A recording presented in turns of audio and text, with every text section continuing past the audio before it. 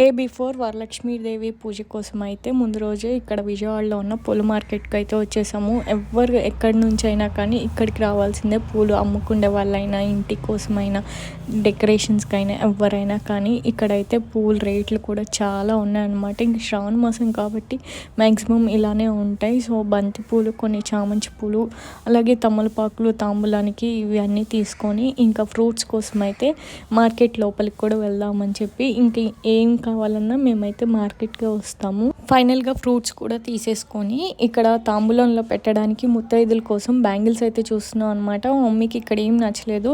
కొంచెం ఎంట్రన్స్ అయ్యే దగ్గర ఇంకొక షాప్ ఉందని చెప్పి ఇప్పుడైతే అక్కడికి కూడా వచ్చామన్నమాట. ఇక్కడైతే కొంచెం రీజనబుల్ ప్రైజెస్ ఉన్నాయి, కలర్స్ అన్ని మంచిగా ఉన్నాయని చెప్పి తీసుకుంటుంది అనమాట. ఇంతకీ మా ఇంటి వరలక్ష్మి వ్రతం ఎలా చేసుకున్నాం ఏంటి అనేది మొత్తం కూడా నెక్స్ట్ షార్ట్స్లో అప్లోడ్ చేస్తాను, తప్పకుండా చూడండి.